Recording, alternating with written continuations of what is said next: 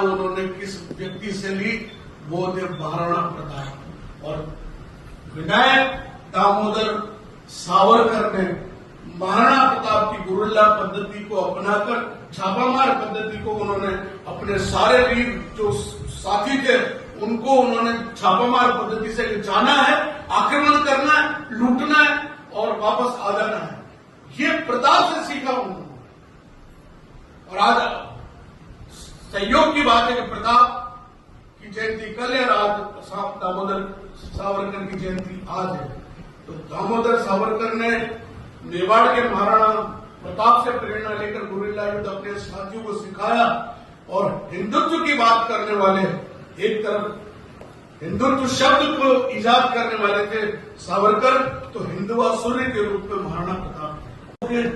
पैदल चल रहे हैं, 8-8, 10-10 किलोमीटर पैदल चलते हैं ऐसी गर्मी में, और केवल एक बार जल लेते हैं, एक बार भोजन लेते हैं। कितनी बड़ी तपस्या आज भी समाज में ये उदाहरण है। इसलिए लोगों के संघर्ष से जीवन निखरता है। जैन मुनि कुछ नहीं रखते अपने साथ, न मोबाइल रखते हैं, न कोई साधन रखते हैं। तेन त्यक्तेन भुंजिता, जो लोग त्याग कर सकते हैं लोग उनको पूछते हैं। महात्मा गांधी को बैरिस्टर वाली ड्रेस में नहीं पूछा जाता कि वो कोट सूट पहने हुए अच्छे, वो लंगोटी वाले बाबा जिसने ऊपर से कोई वस्त्र नहीं पहना हुआ, उस वेश में पूछा जाता है। तो हमारे समाज में जिस व्यक्ति का आज महाराणा प्रताप को क्यों पूछते, प्रातःस्मरण क्यों है? संघर्ष किया। ड्रेस कौन सी? सैनिक की। पूरी जीवन भर रात को सोते थे तो भी सैनिक वेश भाला लिए खड़े हैं। ये सांकेतिक है। अलग पानी की व्यवस्था की, ब्राह्मणों के लिए अलग व्यवस्था, ये व्यवस्था पहले कभी नहीं थी। हम सब एक कुएं से पानी भरते थे, एक कुएं से पानी पीते थे। इन्होंने वर्ग विभाजन का जो काम किया, हिंदुओं को फोड़ो, उनको जातियों में बांटो, जिससे ये आपस में लड़ मरेंगे और हम जिस दिन यहां से छोड़ के जाएंगे तो भी आपस में लड़ते रहेंगे। ये सारा श्रेय इस गलत परंपरा का अगर किसी को जाता है वो अंग्रेजों को जाता है। सेलुलर जेल में आपको आश्चर्य होगा कि जब उनको रखा गया तो उनको केवल मात्र आधी बाल्टी पानी दिया जाता था। आधी बाल्टी पानी में आप नहाओ भी और आपको पानी पीना है तो भी उसमें से पीना। अंदाज लगे एक लोटा पानी पूरे दिन में उस गर्मी में उस सेलुलर जेल में, जिसमें आपको कोल्हू के बैल की तरह जोता जाता था। जहां पर बैल जोता जाता था वहां कोल्हू में उसको सावरकर और उनके साथियों को जोत दिया जाता था। और उसके बाद वो कड़े नारियल डाले जाते थे, उसमें उन नारियलों का तेल निकालना पड़ता था उनको। और ये तय होता था कि उनको 5 लीटर तेल यदि जब तक नहीं निकलेगा वो इसी कोल्हू में चलते रहेंगे। आप अंदाज रखिए, 5 लीटर तेल नारियल का।